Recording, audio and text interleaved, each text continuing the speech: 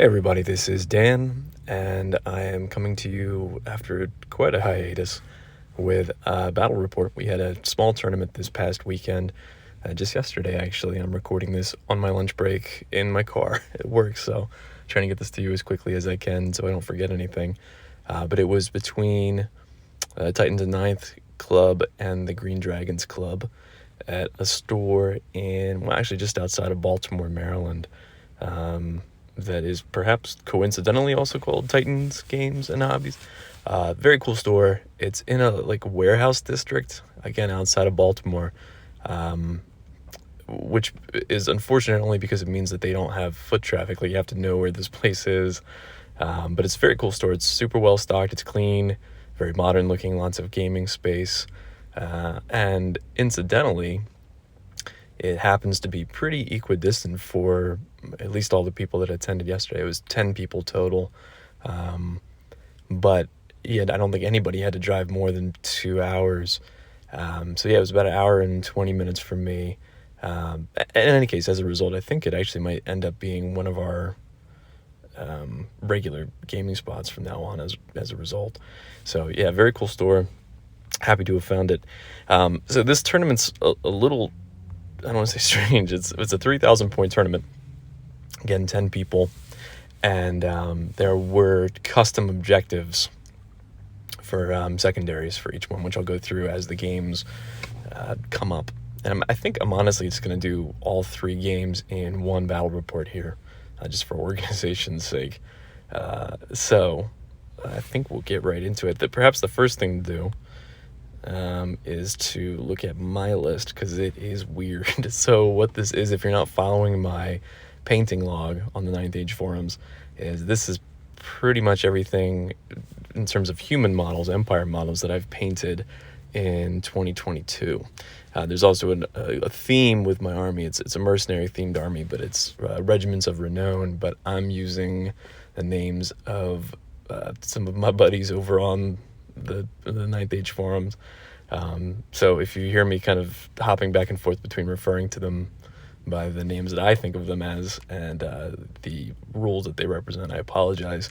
But this list is weird as a result of my methodology for putting the list together, because it's just, as you can see, it's 220 infantry models and then 1 unit of cavalry, and it plays like that. It presented some challenges. I didn't realize at the time I was putting the list together, and I don't think it really would have changed much in terms of how I approached it, but that we're only playing on 4-foot boards as well. So as you can imagine, deployment and movement were interesting throughout all 3 games.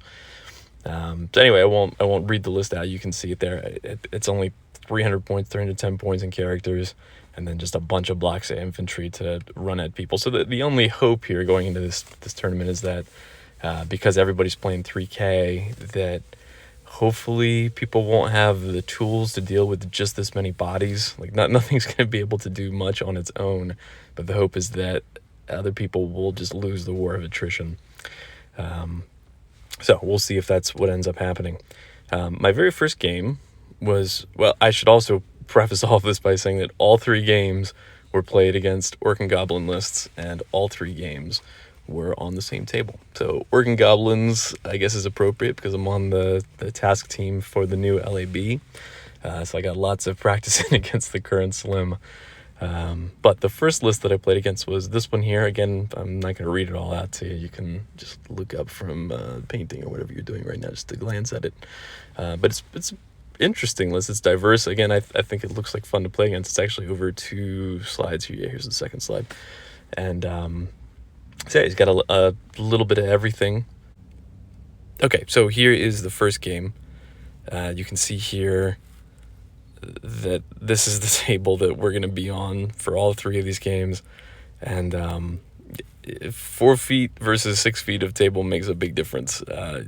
You can glance at my deployment here. I'll walk you through where everything is and see that it's wall to wall. There's no flanking me, but as a result, it's going to be difficult to maneuver around on this table with these gigantic blocks. So left to right, you've got the first big block of spearmen, Little Joe's Lance next. We've got 2 blocks there of militia irregulars Master Wired's Mayans. We've got behind them the Imperial Guard, the first unit I painted actually of this army. Green Tine's Grey Band. And to the right of the water feature there is the second of the 2 big blocks of spearmen. That's Omar's band. And to the right there, a support unit of 20 sword and board, just heavy infantry, Yurgos Yam's Vikings. And actually, that unit threw me because a lot of these models play double duty. I also proxy the Dark Age models as a dwarf army, just kind of as a Norse-themed dwarf army. So in that list, those guys are Deep Watch. So I overestimated them quite a bit, thinking that they were Deep Watch. Obviously, they're not, but it threw me a couple of times. To the right of that unit is Young Seward's Young Yeomen, which are 10 Electoral Cav with great weapons. And then behind them is a big old block of Flagellants, or Fernie's Falksmen. So, the 2 characters are, you can kind of see them there in the top right of the big Imperial Guard block. And this is pretty much how deployment goes every time, where there's not a whole lot of thought to it, except that you've got the 2 big blocks of spearmen near the big block of Imperial Guard, and then pretty much wherever I can fit anything else. The one other item of note for this particular board is that gray piece in the center is impassable in this game. It'll be treated as a hill in the 2 games after this, because it was evident that, yeah, having an impassable piece of terrain in the middle of a 4-foot board really hinders things. So, on my opponent's side, he's got his chariot on the, well, I'll go from my left. So on the left-hand side there, he's got his chariot. He's got a block of 10 cavalry, of goblin cavalry, I should say. Pump wagon. He's got a unit of 20 sword and board Edbashers with his general in there as well, which is funny because when I looked at the list, I thought, like, wow, it's kind of an odd choice. But in-game, I found myself, I don't know, not wanting to engage it head-on, perhaps because the Warlord was in there, but it, I don't know, it just seemed like a pretty rock-steady unit when I was thinking about how to deal with it. And to the right there, there's a catapult, a big block of goblin spears with his general is actually in there. There's a an orc war boss, but then there's also a goblin general with the crown and a great weapon, the BSB's in there as well. And big block of Auror boys with, I think, an adept shaman. And another wagon, or pump wagon, I should say, and then his giant over on the far right-hand side. So, yeah, I mean, pre-game thoughts. I'll also say that magic really doesn't do anything in this game. So if I kind of skip over it, that's why. He had, again, an adept with 2 spells, and there was nothing consequential that got off. Like, there were a couple spells here and there that got off. He had Savage Fury, and he had the Hereditary. Were the 2, but they never actually influenced the combat. The second game, there was no magic because I don't have magic and my opponent didn't in that game, but the third one we'll get to, but that's if you see me glossing over magic, that's why. So yeah, pre-game thoughts. Again, the strategy is just run the blocks at them and hope to drown them in dead human bodies. So I get the first turn, so everything surges forward here. There was, again, I only have those shooting units there in the form of the militia. So my turns were pretty fast with no magic, and especially early on, I'm just marching everything forward. So yeah, they plink some shots at the pump wagon up on the left-hand side and don't do any damage. And my thought process here, again, is he's got a catapult there. He's got more shooting than me. So there's really no reason to hang back here. Oh, objectives, I should say. I'm sorry. So there are 3 custom objectives. I'll go over the other 2 in the games that are to come. But on this game, the objective is table quarters. So it's traditional scoring in terms of scoring units in a quarter. If you claim the most quarters, then you win the objective. So you just break the table up into fourths, and then look at where your scoring units are, and then whoever holds the most quarters gets the objective. So that's the goal at the end here. And yeah, so we're already into Orc Goblin turn 1. I had 1 slide for myself. So what he has done here on the left-hand side is he's declared a charge with his board chariot into the spearman. I think what he's trying to do is lock it down, basically, because, again, this wall of the human bodies is coming at him. So he charged into Little Joe's unit over on the left. I think he was also trying to get the pump wagon to clip there as well, and it came up a little bit short.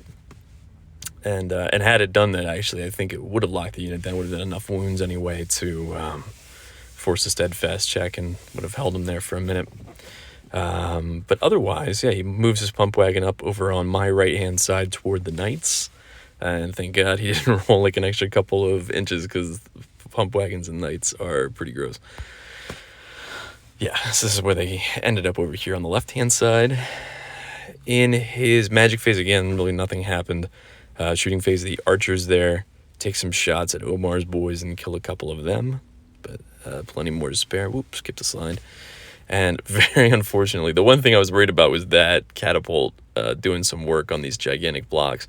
And unfortunately for my opponent, he misfired. I think it was a 2 is what he rolled. So it was out of commission for the rest of the game, which really sucks, because this list would have been perfect for that thing to do some damage in. Yeah, so in combat, he rolled a little bit low. But again, one chariot wasn't probably going to be able to overcome. What do I have? 5. I guess he had 5 static res and then doing some wounds. I think I get a couple of wounds on him just because I have so many attacks. Because the order that I put on them was fight and extra rank. So they end up doing a couple of wounds to the chariot. Chariot only does 4 to me. I have, again, 5 static res with the Legion standard. So they break, or he breaks. And we pursue into the wagon. He does flee through those goblins who hold. So now we're into my turn 2. So what I do over here is I charge with the Electro Cav. And let me put a little footnote in here that I thought, so with the list construction, originally these were knightly orders with cavalry picks, but due to points, I had to downgrade them to just Electro Cav with great weapons. And I thought that knightly orders only gave a strength bonus. I thought that all knights were off and def 4, but they are not. They are off and def 3 unless they are upgraded to knightly orders. So that off and def 3 actually ended up, I think, being more detrimental than the loss of the pip of strength and AP, because as you can see, the fight that is to come here, queuing up against that giant, not hitting things on 3s ended up hurting quite a bit for a unit of 10 knights. But anyway, they charge into the wagon there to try to smash it before it can do impact hits. I charged the support unit in there as well, not because I didn't think the knights could do it on their own, but because I'm hoping to overrun to get much closer to those archers there with that support unit, just to tie them up. And Omar's spearman over here tried to charge that unit of goblins. It was a little bit of a long charge, but double ones does not help. And yeah, this is how my board looks at the end of my movement phase. This is a problem that becomes very severe in one of the games, but you can already see it sort of happening, is that I've just got so many units and I'm blocking myself up. The impassable terrain there in the middle doesn't help in this particular game, but yeah, the flagellants there are tied up behind this combat. They can't get into combat and do anything. Right, my Imperial Guard are even stuck behind the 2 chaff units right now, but for 4 feet of table is not a lot to play with. So predictably, again, very little shooting, no magic. Predictably, the wagon explodes, and on the overrun, the knights do run into that giant, which that's cool. And then the support unit moves forward a little bit as well. And this, so if we go back a couple of slides here, you'll see, again, that combat with the pump wagon over on the left-hand side with the Landsknechte, and they were gonna destroy it. They did end up destroying it. So I had 2 choices here. I could have either held to take the front charge from what I presumed would be his Ed Basher unit, kind of toward the center there, charging that big block of spears. I was back and forth on this, whether or not I should just stop and accept the front charge. My fear, though, is that he was going to kind of maneuver that block of cavalry around to the left, and I had no tools over there to deal with them. So if he had charged the front of the spears, then I would be locked down, because I don't think I can beat that unit, certainly not in one turn with unsupported spearmen. And the fear was that he would then move over on his turn to the left-hand side and then ultimately charge them in the flank and break the unit. So alternatively, the thought process was that if I deliberately overrun and expose the flank, I won't be steadfast, but I'll still have ranks. I don't know. I figure I can do enough damage to the Wolf Riders to offset the wounds that I'm going to take from the Ed Badgers in the flank. And again, wishful thinking, that I'll be able to hold him down for one turn so that the Imperial Guard then can flank charge him. Anyway, that's why I did this. So they end up overrunning into the wolves, and this is where things sit at the end of my turn 2. So, in my opponent's turn 2, he does predictably charge into the flank of Little Joe's unit. The Goblin Spearman had tried to countercharge against the other pike block here in the center and fail. And I don't think I'm skipping anything here in terms of... Yeah, because he didn't have much to shoot at. He was going to shoot at the support unit there of just the sword and board guys, the Am's Vikings, but don't do anything. So in combat, again, this is where offensive skill 3 really hurts, because the giant is defensive skill 3, so I'm hitting him on 4s and wounding him on 4s with great weapons, strength 5. Fortunately, he can't stomp me, but this is going to be a battle of attrition over here on the right. So, between the charge and the banner, and I do think we do a wound or two. Anyway, the combat's a push is what it ultimately ends up being. Oh, excuse me, they did do some wounds. These pictures are just out of order. So what had happened is he forgot to shoot with them. After the combat, he remembered, and I said, of course, you had to do your shots. So he knocked off 4 guys over here. Anyway, that's what happened. So over here, didn't go as well as I had hoped. So yeah, the lance necks get run off the board over on the left-hand side. So that went pretty catastrophically badly. So now we're into my turn 3. So what happens here is the Am's Vikings are charging into the archers, and on the standard shoot, take a wound. And all of this happens over on the left. So I had to charge in the Mayans, one in the flank just for some additional combat res I thought might help here.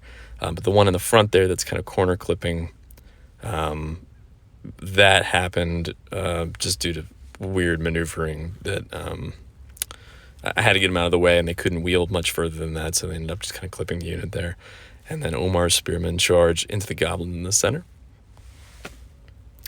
And yep, Yam's Vikings make it in. Jurg's boys, and then poor Fernie's Falconsmen over here have nothing to do. They're just I can't even like charge through a gap anywhere. They're just moving into support right now. Everybody's all clogged up. All right, and again, I've got no shooting now because both of my units of militia are in combat. And the knights take a wound, do a wound. There's another push for that combat. This one, I really rated myself doing better. So they had an extra instance of fight, an extra rank was the order that they ended up getting from the general who threw it over to them. So I thought with what would have then been, 29 attacks, hitting on 3s, winning on 4s. Anyway, the wounds aren't the concern that I had. I thought I'll do enough wounds. I'm coming in with static combat res of, 6? So we should do pretty well. I didn't consider that he had 2 Legion standards and a battle standard bearer in that unit, and that swung things mightily. So I think I won the first round of combat. We'll get to what happens in the second round of combat, but he has just a lot of static combat res to get through. First round of combat against orcs. I had hoped, and you see this will become like a recurring theme in some of the other games. I'd hoped, because he wasn't steadfast in the woods, that I'd be able to even just do 1 or 2 wounds and then force a break test and he'll fail it. And that's pretty consistently what happened. He just kept passing the break tests. So yeah, I get a couple of wounds on me. I do some wounds on him, but he ends up holding. Green Tide himself. So this is back to the combat with the Imperial Guard. Green Tide himself, the champion, steps forth to accept from the orc war boss, and I don't want to do too much foreshadowing, but I think he's the only guy in all 3 games who accepts challenges, and I would love to say that he kills the king, but he does not. So he gets squished, but his sacrifice is not in vain, because the unit breaks and runs, and the Imperial Guard then cascade into the wolves over on the left. So this is where things sit at the end of the turn. Yeah, so what my opponent does is he maneuvers his chariot over there, over on the left-hand side, hoping that if I kill these, well, when I kill these wolves, I'll then have to choose between, do I dress the chariot over on the left, do I charge his unit kind of toward the center. Yeah, fortunately, the giant finally dies. And I think I got kind of lucky over there, because by the end, he had 6 wounds on him, so he was rolling 11 attacks or something crazy. And AP3 on knights, 11 attacks, even hitting on 4s, wounding on 2s. It should have done more damage to those knights. But young swords, knights, hold on. So the archer combat, this is just a pillow fight. We're just, doing a couple of wounds to each other. Fortunately, it's locked down his shooting. Not that, archers are going to do a terrible amount of damage, but yeah, you can see here. So the spearmen are just laying waste to these goblins, but you can see he's doing pretty good damage in return, in part because he's got a goblin king with a great weapon in there, who is dealing some extra damage. But as a result, we lose combat by, I think, just a couple. And they break and run into some water. That always helps. And now we're into my following turn. So they reform and turn around thusly, hoping to hold some semblance of steadfast. And the knights, because they're now not engaged with the giant, charge into the flank of the archers. And then, having dispatched the wolves on the left, you'll remember the Imperial Guard now charge into the block of Ebb Bashers with the king. And then the Mayans move down here to pepper the goblins with pistols. It's funny, I thought back, I should have gone after that chariot, but I was, at this point, so angry at all the static combat res in these goblins that I thought, let me chew them up a bit. Yeah, and Fernie's boys, I'm sorry, man. They had in the middle turn around because there's nothing for them to do. I mean, the knights just charged the archers up there on the top right. And really the biggest threat at this point, assuming that the war boss's Ed Basher unit gets chewed up by those Imperial Guard, the biggest threat on the board right now is the General and BSB with the unit of 25 goblins. So they're coming down to help out however they can. Yeah, I get to use pistols now because I'm so close. So the Mayans, I guess, javelins if you want to be thematic about it, but their strength 4 AP2 attacks do some work there. And then, yeah, at the end of the combat, unfortunately, I lost my BSB in the process, but I was able to destroy his unit and pick up those points. And then over here, yeah, with the knights coming in to help, it's actually funny that I really thought I was going to break them in one round of combat, but I think they held on with another, discipline 4 or 5 check at the end of that combat, because you can see they've taken some wounds. So now we're into his turn. He moves his chariot, he charged his chariot into the rear of the one unit of Mayans there. And we're kind of skipping his entire turn here because this is after the combat. But again, the archers are tied up. There's really nothing else on the board except for the goblin unit, and he did not charge the spearmen with the goblin unit. So yeah, all he did was charge in here. Again, magic was kind of ineffectual. And yeah, he, of course, runs through the unit of militia there. Finally, though, in that round of combat, the archers do break and get run down. And the Falxmen come down around this impassable. This is my turn 5. Yeah, my turn 5. So I get one more chance at a charger. You can see out of the corner there, the spearmen, Omar's band charge into the goblins there. And the other unit of Mayans jumps over to the side of the chariot there. Ignore all the dice behind the chariot. The chariot's got 3 wounds out of 4, so they only need to do 1 wound on him. And nothing has happened yet in that combat. Those goblins are still just dead from the last round of shooting. He just shuffled them back. But again, to skip ahead here, what had happened, I got kind of quick at the end of this game in terms of pictures. What had happened is the chariot did blow up, and the spearmen charged into the goblins, ended up losing and running off the table. But then in my following turn, so we're now on my turn 6, the flagellants charge into the front of the goblins who had turned to face and wreck them up really good, but fail to run them off the board. They do end up killing the BSB and getting almost all the unit, but can't quite take it. So yeah, at the end of that game, ended up being a 17-3 to me because I got objective.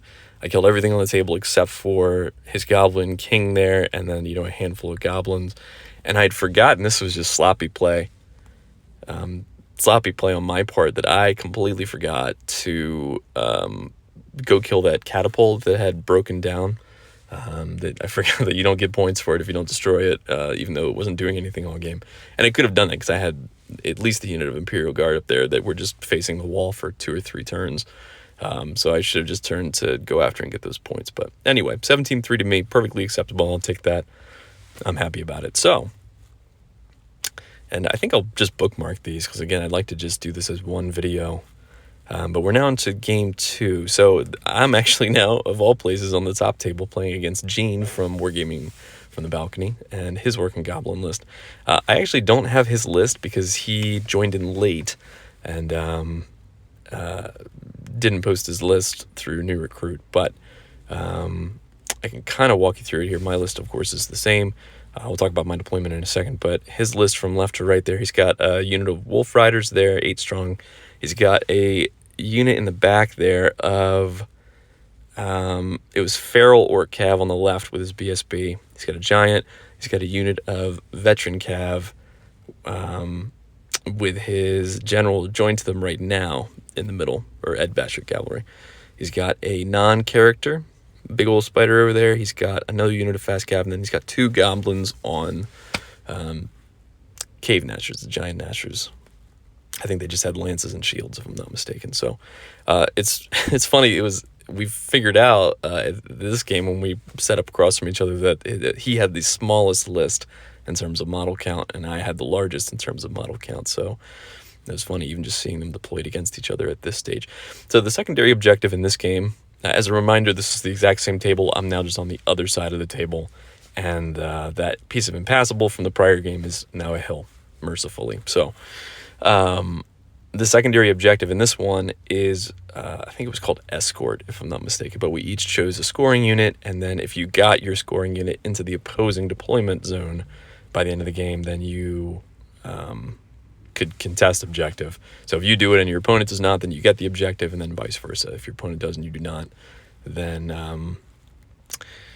your opponent gets the objective. And then, of course, it's a push if you both do. So deployment for me, left to right, honestly, this is pretty similar to the last game. The one misstep that I made is I put that unit of Spearmen on the far left, Little Joe's Spearmen, way outside of range of my general's leadership. And the reason that's important is because he's got a Giant over there, and so he could very easily terror bomb me on a 7.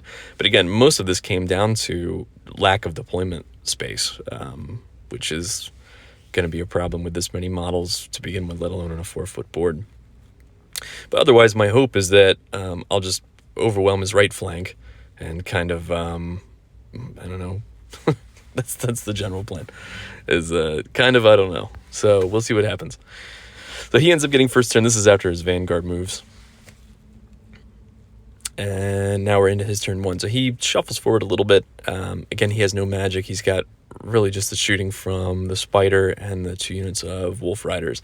And so he plinks a wound over on the Imperial Guard. And now we're off into my turn 1. So what I end up doing is, rushing forward with the Knights on the right-hand side. I know he's going to charge me with those 2 Goblin Riders, who can be pretty nasty on the charge, as I'm sure many of you know. But I figure I can absorb that and then just grind them down and pick up those, I guess they're, 300 points total. But crucially, free them up over on the right-hand flank. And the only thing he has to fight my Imperial Guard block is that Spider, but I don't think he wants that fight, certainly not in a head-on way. He had kept saying, the only way I can take these blocks down is by flanking them. And you can see that's going to be a difficult proposition. On the left, it ends up kind of being a refused flank for me because I realized after deployment, but before movement, that I can't get too close to that Giant currently with those Spearmen, because if he charges me, there's 50-50 odds I'm just going to run off the board, especially from that angle. So I actually backed them up a little bit with that intention of engaging him with the Flagellants there. So otherwise, I got no magic, and I've got very little shooting. At least it doesn't do anything, so we're into his turn 2 already. So what happens, let me back up a shot here just so you can kind of get an eye on where he is spatially on my right. So he's got the spider, he's got the 2 hoppers there, he's got the wolf cav, and he's got the big unit of cavalry there in the middle. And you can kind of see up on the hill, he's popped his general out of that unit. And so what he ends up doing is it's a series of charges where he charges everything toward Omar's spearmen in the middle there. And by everything, I mean the big unit of cavalry, his general, the spider, and the wolf cav, all, because the wolf cav are flank for that, so they would kind of clip in. And so, yeah, I think after like the 3rd declared charge, they end up fleeing, because I figure, well, they'll probably get away, run far enough to rally. He'll have to then redirect some of this mess. And even if he tries to redirect like into the unit of Mayans there at the front of the woods, I can flee with them. So I could actually leave him in a pretty bad spot if he fails a bunch of these charges. Because as I said, I don't think he wants to take on the Imperial Guard head on with pretty much anything. So that's the thought process. Run with the spearmen, try to get away. What ends up happening, unfortunately, is they only run like 3 inches. So the big block of cavalry catch them. And the spider redirects to assist. It was a wacky charge, but it was legitimate because of those wolf riders. He allowed them to fail charge into the spearmen that had fled. So they cleared out of the way, and the spider then was able to redirect into the knights. So that is now a bad charge on the right-hand side. And then, the cavalry bus was able to catch the spearmen very easily and then turn to face after doing so. And on his left, I think he does actually declare a long charge with that giant. That's why he only shuffled up a couple of inches, because I think I was something like 18 or 19 inches away. So it was a technically possible charge. And I would have done the exact same thing. But fortunately, I held, I certainly rolled under a 7, but I think I rolled like a 2 or a 3. And I don't think there's anything else to see on that side. Except, there's just a different perspective on the same phase. So this is, again, he has no magic. He's got a little shooting. This is the end of this combat over here with the spider and the knights.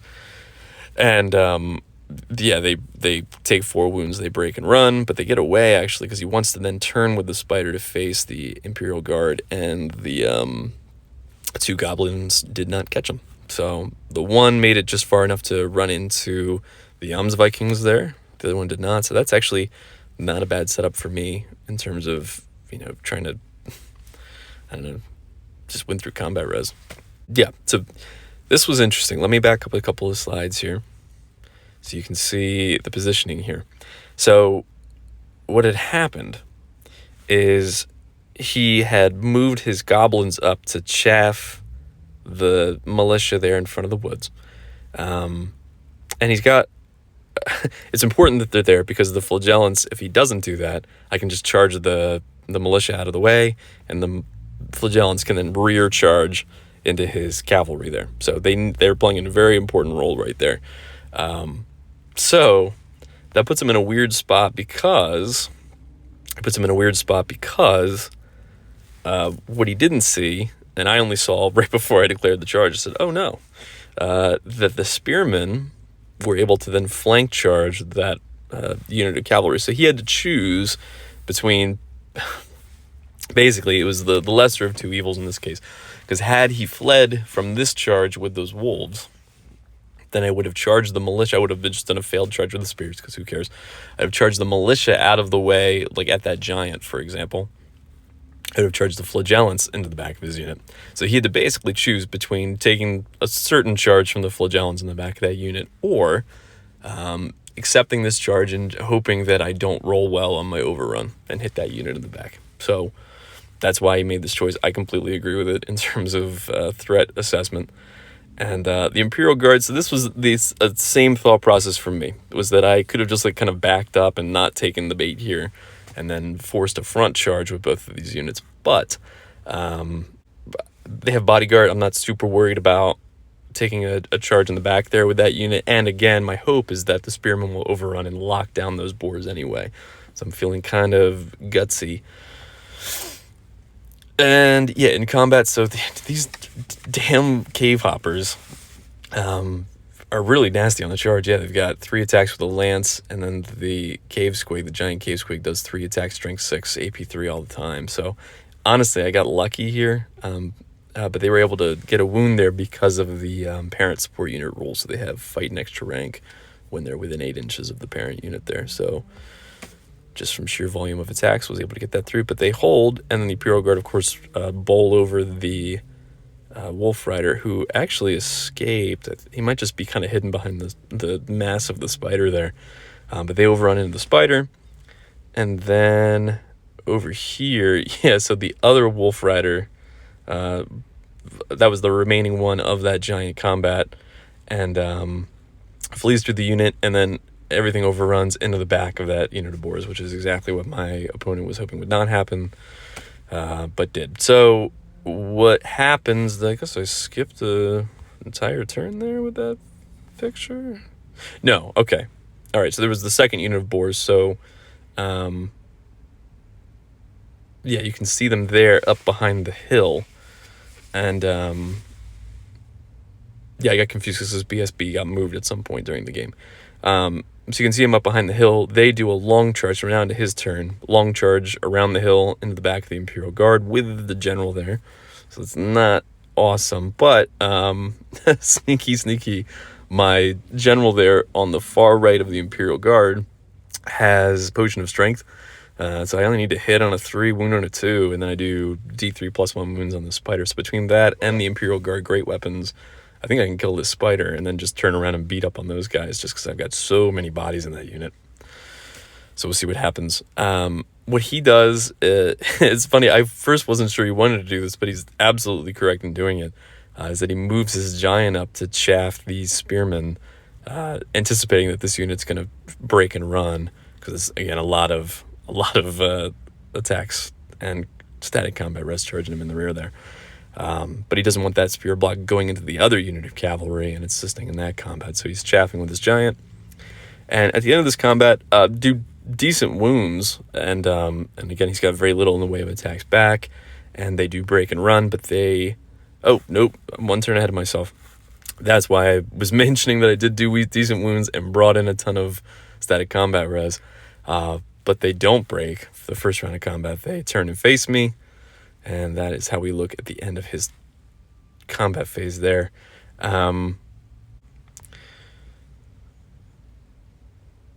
Anyway, so the end of this combat, yeah, that's how everything looks engaged with the spider.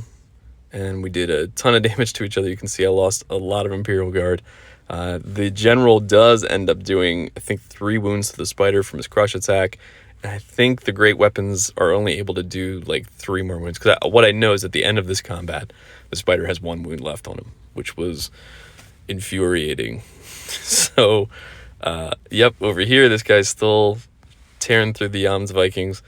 And this is where things sit. This is now into my turn, I believe, because the Flagellants have now moved up to assist. Again, without a musician, they kind of maneuver like aircraft carrier because they just have these giant wheels, and there's not much else to do with them. So I'm kind of at this point hoping that the militia break from... I don't know what I'm hoping for. I'm just maneuvering things around.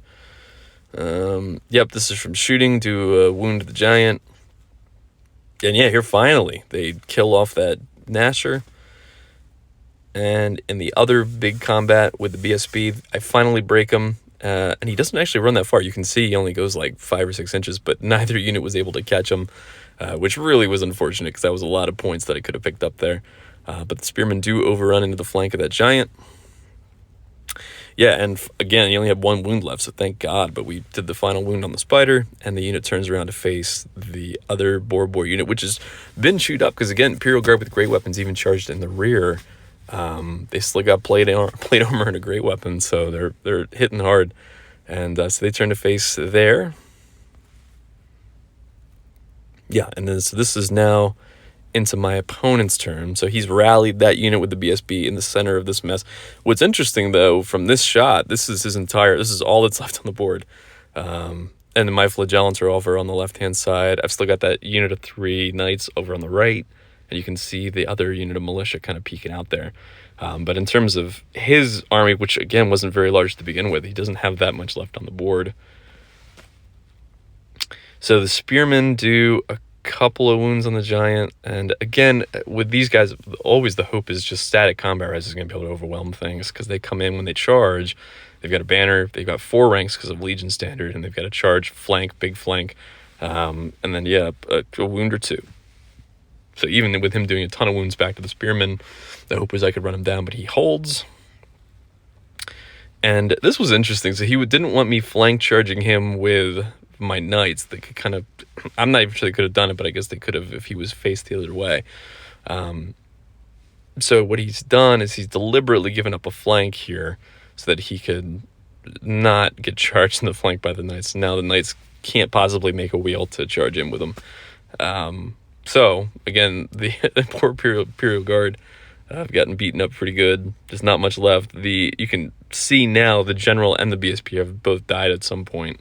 I can't remember if it was the spider or to the war boss, who's pretty tough.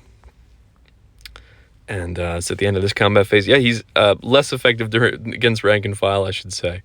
And we're still not able to get through. I think that was one of the running jokes, is that he passed something like 8 armor saves on a 5-up against these Imperial Guard.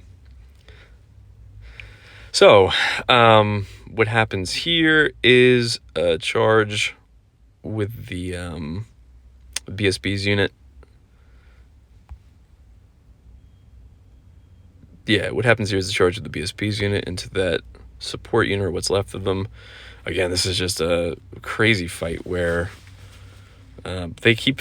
part of the problem was they kept failing their fear test. And again, now that the general and the BSB are both dead, they're taking it on a 6, so they just kept failing. So they would hit him on 5s, he would hit them on 3s. So now over here, unfortunately, the Imperial Guard, they just, again, if you can't wound them, I don't have enough static combat res left to actually beat him. So it's the opposite. He ends up doing enough wounds to me to run the unit down. And unfortunately, actually, perhaps fortunately at this point, because those spearmen just could not pass a fear test, they end up getting run down by the giant. So they flee through the flagellants, they die. They don't flee off the board. But now the giant, who I think only has 1 wound left at this point. Yeah, the giant only has 1 wound left at this point. Is now teed up for a counter charge from the flagellants. What had happened here, we're skipping phases a little bit here, but this is end of my shooting phase on my turn. I think this is my turn 4 or something nuts, given what's left on the board. But that he had overrun after killing off the last of the support unit, and the 2 units of militia move in with pistols and wipe out the unit he was with. So now the BSB's on his own. You can see the general up there is on his own. Yeah, and so the flagellants had charged. Again, this was the shooting phase, so again, I didn't get a picture over on the left-hand side, but had charged the giant, killed him, and have overrun into that 1 remaining wolf rider. And so what he does, I guess that would have been my turn 5, because this is his turn 6. So what he's done is he's backed up. This is all he has on the board. He's got the 1 BSB, which I'm kicking myself now that I did not kill during that first time that they fled. And he's got his 1 wolf rider, and he's got his general up there on the top right. So neither of us are getting objective. We absolutely beat the hell out of each other. And so, yeah, this is the end of his turn 6, because the flagellants now end up there after they're overrun from killing the wolf.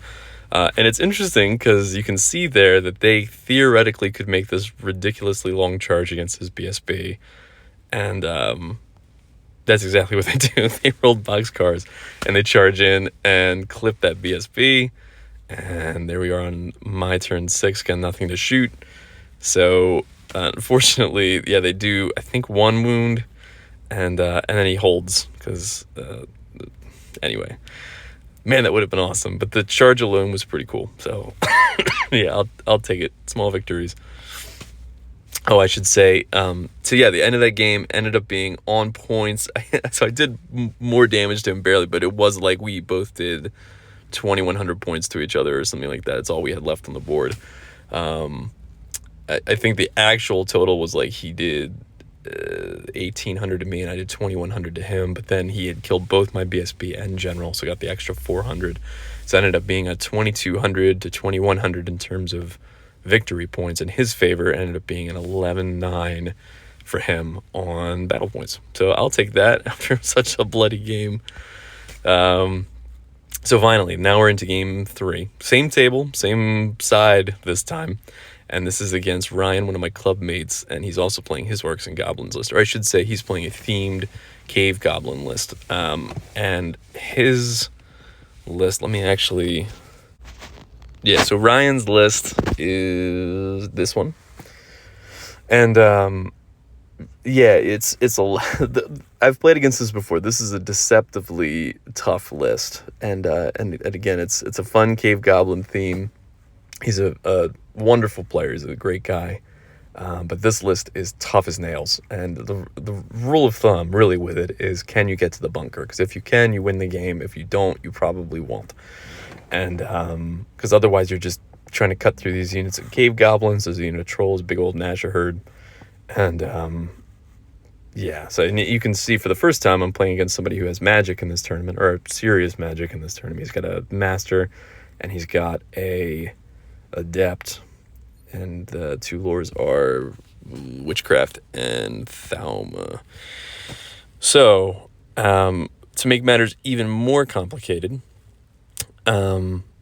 this is Dawn Assault for deployment Dawn Assault. Yeah, it's where you've got the portion of the board is cut off, 1/4 of the board is removed, and this is this is already complicated for me, man. But now to only have 3 feet of deployment space was challenging. So this is where things look after deployment, and I think we're actually, yeah, you guys, he had his Vanguard from the crown with his king. So yeah, this is where things sit. And the secondary on this one was Assassinate, and we had both chosen each other's BSBs. Again, it doesn't actually matter which character I choose. They're all basically unarmored and sitting in that bunker, which is deployed behind the green Trolls there. It doesn't matter which one I choose, because if I get to that bunker, I can kill it, and I probably already won the game anyway. So that's the master plan here. So my hope here is that I can just overwhelm him by engaging on multiple fronts at the same time. And he had even said at one point during the battle, like, that I can't allow that because he can't support 3 or 4 combats with magic at the same time. But what he can do, if he can get 1 combat or 2 combats going at a time, he can swing it in his favor with magic. So that's what I'm trying to avoid by just engaging with everything at once. So you can see the kind of what I'm queuing up to be the fights here is the Flagellants fighting against that block of what are spearmen over on the right, his right, or my right, I should say, his left flank. I want my Imperial Guard against that block of Trolls because I think I've just got enough attacks. They're cave Trolls, so they've got arm 3 on top of their fortitude. So I'm hoping, even though I don't have flaming attacks, I can just put a stupid amount of strength 6 attacks into them and kill them that way. I've got Little Joe's unit of spearmen up against the cave nashers because unfortunately I think my spearmen are going to die in response, but I think I've got enough bodies and attacks back, even hitting on 4s, wounding on 4s. If I have fight an extra rank, I've got 29 strength 3 attacks, that I think I can pretty much make those nashers combat ineffective, even if I have to sacrifice my unit in the process. Anyway, that's where we're at. So let's see what happens. So he gets first turn, he rushes forward with everything. Because again, it's funny, we both really want to get to combat. He can't beat me by shooting at me because he doesn't have enough shooting for that. So his best bet is to try to engage on his terms. So that's what he's trying to do here. He's moving forward with everything. Magic ends up being I think it ended up actually being a 8-7 phase. The green dice are his, white dice are mine. He puts through Rod of Battle on this unit over here. I'm not going to charge him on my turn anyway, so I don't really care. The other spell I actually let through, even though I had dice, was Raven's Wing, because he wanted to move forward the Trolls just a little bit. My hope, actually, he had asked me, why did you let that through? My hope was that he was going to move too far forward, and that I could then charge him on my turn, but he didn't, because he's a very good player. So my turn, I move everything up, kind of like this. And again, you can see I'm trying to set up the obvious combats here with my 4 main combat blocks here against his 4 main combat blocks, because I think in one-on-one fights I ultimately win each of those.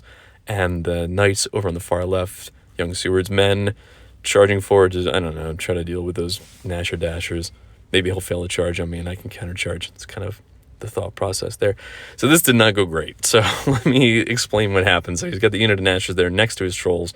You can see that gap there between the trolls and the spearmen. I just should not have let that happen. That was bad play on my part. If I'd kept the Imperial Guard back just a tiny bit, I think I even had a little more movement on the spearmen, and I could have moved them forward. Because if I had moved them forward like 2 more inches, then those Nashers could not have fit through that gap between the trolls and the front right of the spearmen. But I didn't do that, and so he did the smart play, which was to charge through that gap and throw the Nashers into the Imperial Guard, which is the fight I did not want. And, well, in any case, that's where we're at. The spearmen on the right-hand side charge into Fernie's boys, and the Nashers make a long charge. He had declared his war cry. It's part of how he's able to pull all this off. The Nashers make a really long charge and charge into the Electro Cav on the left.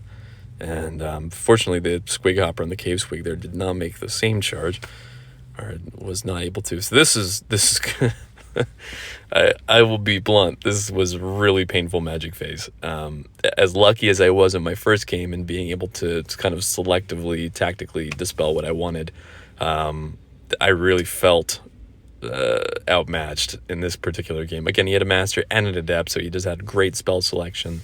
But in this phase in particular, I wasn't able to dispel anything, and it hurts. So he gets wheel turns through, so I'm now wounding those guys on 4s, the Nashers on 4s with my great weapons. So that sucks. And he also gets his Hereditary off on the Imperial Guard. So he's hitting me on 4s, wounding me on 2s. I am only getting a 6-up armor save. He's got 32 attacks in Horde formation. So it's gonna hurt. And on top of that, why not? He also gets Smite the Unbeliever off on the Flagellants. They're now only res 3. So, I really banked on these combats on the right-hand side going well, because over on the left, I didn't have much in terms of support. And poor young Seward's Yeomen get chased off by the Nashers. They don't catch them, though. And the combat here goes actually better than I thought it would. The Flagellants, they get netted as well, because of course they do. So they're only strength 4, res 3 right now. But they hold their own, actually. I can't remember exactly what the wound count ended up being, but I think he did something like a decent number of wounds, maybe like 11. But they do quite a few wounds back, despite that. Oh, God, and the Imperial Guard in the middle... 16, so exactly 2 ranks in line formation, so 16 models get wiped out by that. And the problem is that this was on his turn that he charged in, so now I'm going to have an entire another player turn with the exact same buff and debuff up on this unit. So it's just a brutal Magic combo. So on my turn, this is only my turn 2. My Electro Cav rally over on the left-hand side. And now I'm in damage control mode because I can see how these combats on the right are going and that my left flank is kind of collapsing here. So I'm running the support unit over, hoping that I can at least bog down the Nasher Dashers. And I'm throwing bow shots at that bunker back there, but really I'm trying to get these militia in position to flank charge there. And do a couple of wounds with bow shots. And I had forgot to mention that I had charged. You can see here, my support unit has turned to face the Nashers because things are going bad on the left. I've marched up with both unit of spears. Well, one unit of spears marched up on the hill to engage with that other spear block. And then the center one has charged into the trolls. Again, my only hope here is that, again, I'm coming in with static combat res of 6 because I'm charging. I've got a banner, a Legion Standard, and 3 ranks. And I have fight an extra rank up, so I hope I can plink a couple of wounds on these trolls and that they're not going to do a crazy number of wounds because they're hitting on 4s, wounding on 2s, I get it, but I guess it's 6, only 18 attacks and stomps, so 9 wounds average, something like that. But again, if I'm coming in with 6 static combat res, I don't know. And I had mentioned queuing up there, did a couple of wounds on the bunker. So the wounds ended up being pretty close to what I had expected. I think he did 11 wounds there, something like that. But I do no wounds back to him, unfortunately. So I'm coming in with 6 static combat res, but I just can't hurt him. And so that's how things sit there. And this Flagellant combat's still ongoing. They still have Smite up. They still netted me again. So, again, hitting on 3s, actually, because they're defensive skill 2 on the goblins. But, yeah, I'm only strength 4, res 3. Still do, something like 12, 13 wounds to the goblins. I only take 5 in response, so I'll take that. And they I put the dice down because this was one, again, the rule of thumb here is if you can get to that bunker, is that you could see that bunker back there. If you can get to that bunker and engage it, it dies and you win the game. That's all that had to happen. So he was bricking it on this particular leadership check because he had lost, you can see he lost a ton of wounds. He doesn't have any ranks. He only did 5 wounds to me. So he was losing combat by a lot. I think he needed something like Snake Eyes or 3 to pass this roll. And he rolled double 1s. So they hold, and critically, like, again, it's not even about them staying and fighting. Critically, it means the Flagellants cannot chase them down and then subsequently charge into that bunker over there. So they're locked down over here on the right. The Imperial Guard's still getting chewed up, doing no damage to these Snatchers in response because wheel turns, I'm only wounding him on 4s. Okay. So here we go. So what had happened in this case, this is now we're into his turn. So I skipped by, he cast wheels turns on the unit over here because now he's trying to stop my Flagellants from breaking through this line of goblins. Because now, actually, for all of my griping, if I run him down in this turn, then this is his turn, and then I can then charge him in my following movement phase. That's the hope. So he casts wheels turns over here, can't stop it, and still, I'm able to do quite a bit of wounds on these goblins again in my combat phase. But wouldn't you know it, they hold again. And the Imperial Guard, I've just got no bodies left. I think he actually killed every single one to a man. The General and BSB break and run, but get away, so that's something. And I hadn't shown you, but what he had done, this was, again, bad play on my part. There was no reason to leave that gap there between the 2 blocks of spearmen for him to sneak his spear block through on mine. Because now I'm not steadfast, of course. That's why he did it. And I should have been able to tie up those trolls for one more turn, even though I'm not doing anything to them, just to keep them locked down. But yeah, again, poor play on my part. So he charged in with the goblins, and what happened is they broke and run, got run down, and the other unit, you can see Omar's spearmen there on the left, they're only testing on a leadership 7 right now. So they break and bounce through that combat there with Young Seward's knights and run off the board. So I've lost pretty much everything in terms of combat power in one phase there. It's a very painful turn. We're now looking at the last stand of man here, trying to eke out whatever points we can. Yep, Young Seward gets cut down as well. I'm sorry, my friend.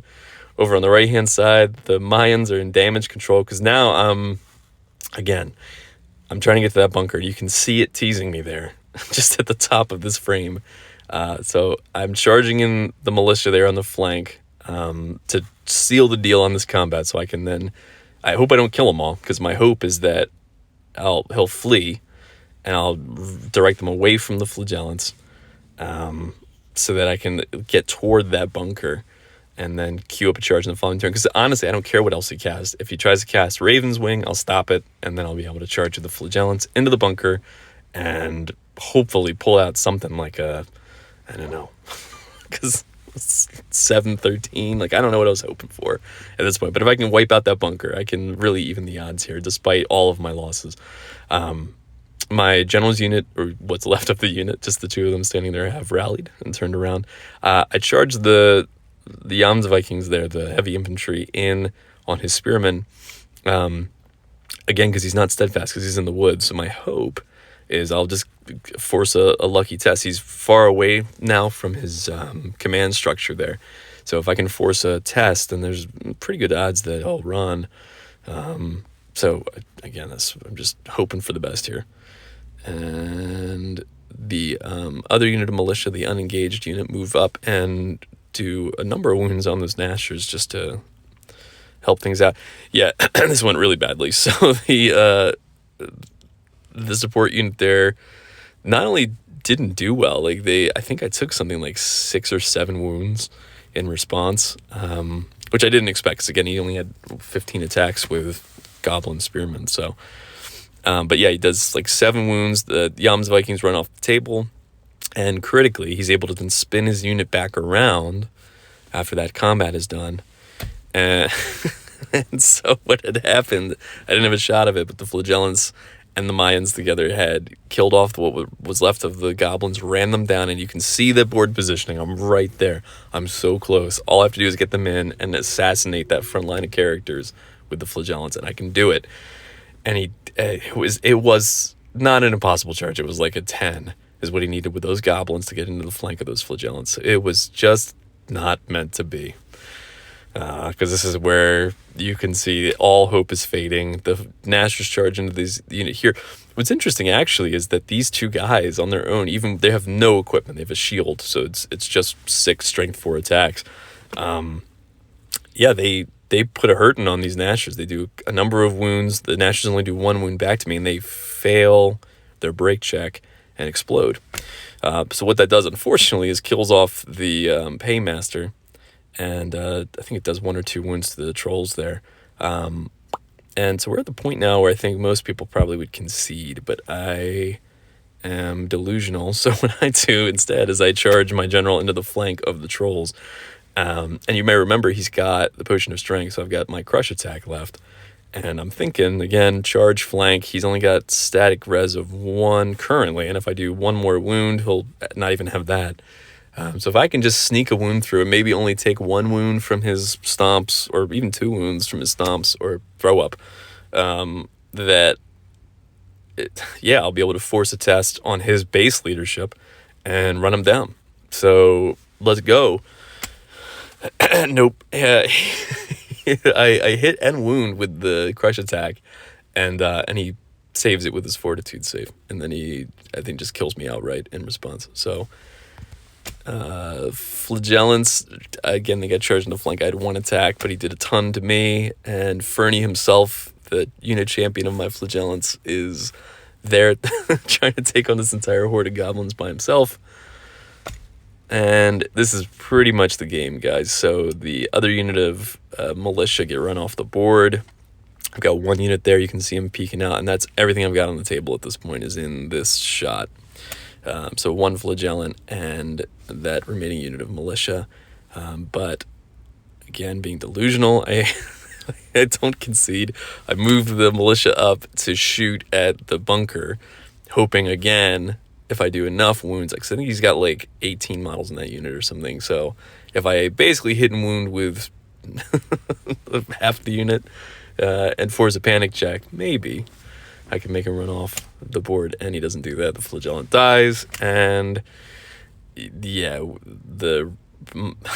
I don't think I have another picture. Yeah, I don't have another picture, but as you can imagine, the trolls charge into the militia, and the last stand of man is complete. So this game ends with a 0-20-20 in my opponent's favor, because he did get the objective. He killed off my BSB, and I did not kill his. So yeah, total standings, I got 17 the first game, got 9 the second, and got 0 the third game.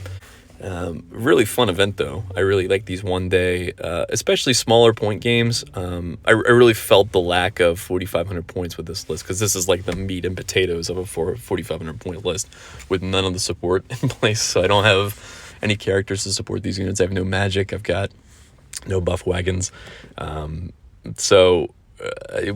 It would be interesting to see the same concept of a list at 4,500 points with like proper tools in place.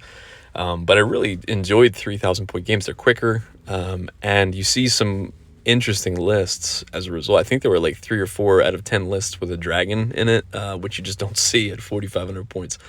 So yeah, it was a great event, great people. Again, the venue was fantastic. Really grateful to the TOs for putting this one together, and yeah, it was just a fun series of games. So, well, thank you very much. I'm hoping here my master's program will be done in the spring, so I'll have some more time for videos for maybe some battle reports, some more hobby content. So stay tuned. We'll see what I can put together for you. Thanks for watching. Happy gaming, guys.